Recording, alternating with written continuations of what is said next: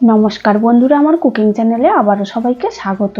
আজ আমি আপনাদের জন্য আবারও একটা ইউনিক দারুণ নতুন রেসিপি নিয়ে হাজির হয়েছি।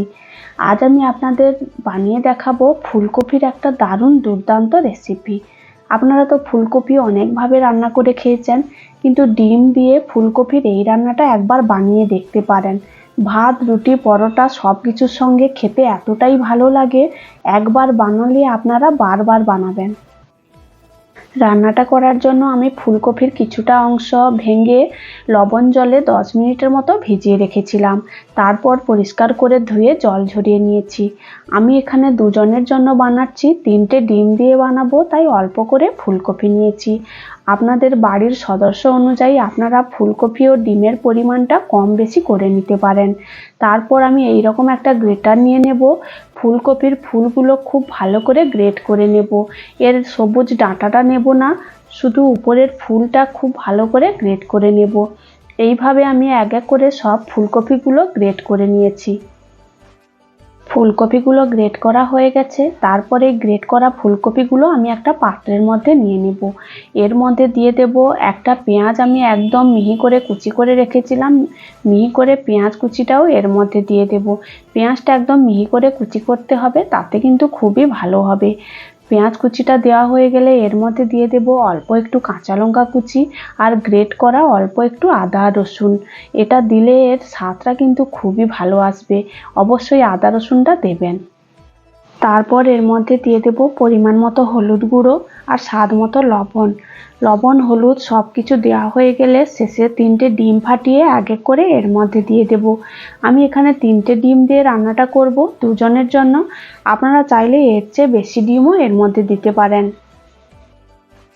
সমস্ত উপকরণ দেওয়া হয়ে গেছে। তারপর একটা চামচ দিয়ে সব কিছু খুব ভালো করে মিশিয়ে নিতে হবে।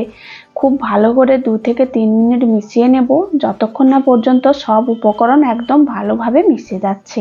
ততক্ষণ পর্যন্ত আমাদের খুব ভালো করে মিশিয়ে নিতে হবে। খুব ভালোভাবে মিশ্রণটা তৈরি করা হয়ে গেছে। তারপর আমি এই রকম একটা স্টিলের পাত্র নিয়েছি। আমি এখানে গোল পাত্র নিয়েছি, আপনারা 4 কোণা যে কোনো পাত্রের মধ্যে এটা ভাপিয়ে নিতে পারেন। তারপর এর মধ্যে অল্প একটু সর্ষের তেল দিয়ে দেব।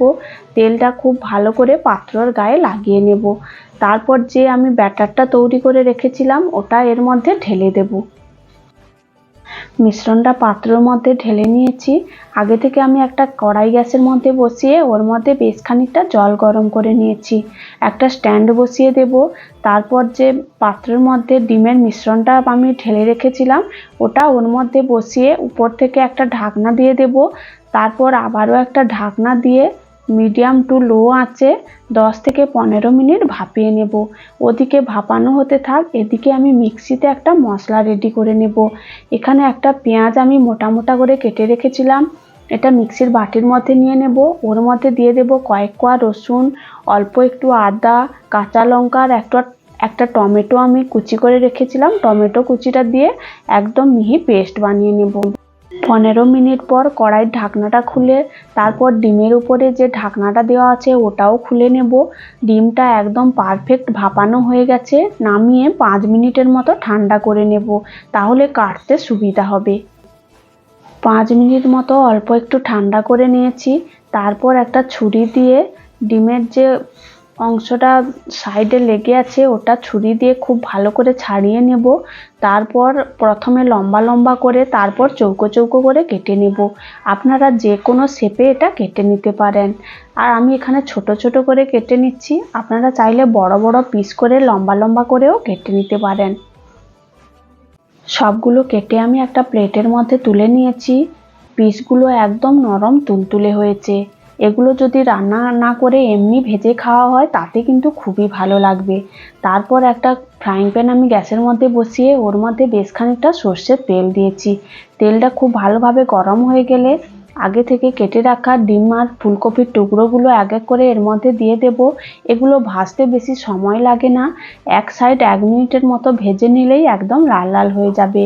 একটা দিক 1 মিনিটের মতো ভেজে অপর দিকটা উল্টে দেব। একটা দিক 1 মিনিটের মতো ভেজে নিয়েছি, একদম লাল লাল হয়ে গেছে। উল্টে অপর দিকটাও 1 মিনিটের মতো ভেজে নিলেই হয়ে যাবে। খুব ভালো করে লাল লাল করে সবগুলো কোপ্তা আমি ভেজে নিয়েছি, এরপর নামিয়ে নেব। ওই ফ্রাইং প্যানের মধ্যে আবারও কিছুটা সর্ষের তেল দিয়ে দেব। তেলটা গরম হয়ে গেলে ফোড়নে অল্প একটু গোটা জিরে দিয়ে দেব। জিরেটা খুব ভালোভাবে ভাজা হয়ে গেলে আগে থেকে যে মিক্সিতে মশলার পেস্টটা বানিয়ে রেখেছিলাম ওটা এর মধ্যে দিয়ে দেব। দিয়ে 2 থেকে 3 মিনিট একদম হাই হিটে খুব ভালো করে মশলাটা ভেজে নেব।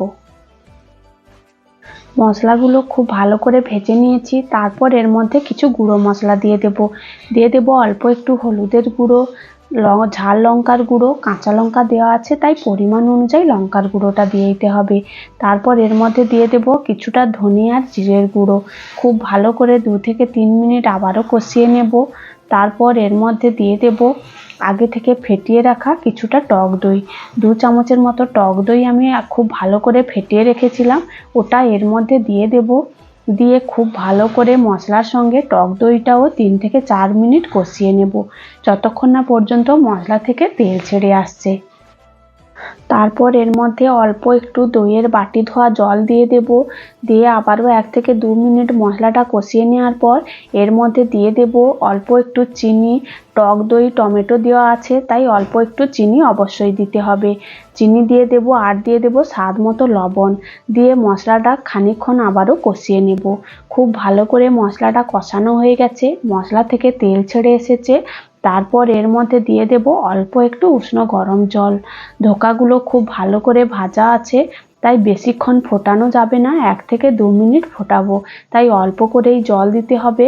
উষ্ণ গরম জল দেওয়ার পর ঝোলটা ফুটে এলেই আগে থেকে ভেজে রাখা কোপ্তাগুলো এর মধ্যে দিয়ে দেব। দিয়ে 1 থেকে 2 মিনিট খুব ভালো করে ফুটিয়ে নেব। 2 মিনিটের মতো খুব ভালো করে ফুটিয়ে নিয়েছি, ঝোলটা অনেকটাই কমে এসেছে। নামানোর আগে উপর থেকে অল্প একটু গুঁড়ো গরম মশলা আর কিছুটা ধনেপাতা কুচি ছড়িয়ে খুব ভালো করে মিশিয়ে তারপর নামিয়ে নেব। নামিয়ে গরম গরম ভাত, রুটি, পরোটার সঙ্গে পরিবেশন করুন ডিম আর ফুলকপি দিয়ে এই দারুণ রান্নাটা। আপনারাও এইভাবে একবার বাড়িতে বানিয়ে দেখতে পারেন, এতটাই খেতে ভালো হয়। আপনারা একবার বানালে বারবার কিন্তু বানাতে চাইবেন। ভিডিওটি ভালো লাগলে লাইক, কমেন্ট, শেয়ার ও আমার চ্যানেলটা সাবস্ক্রাইব করে দেবেন।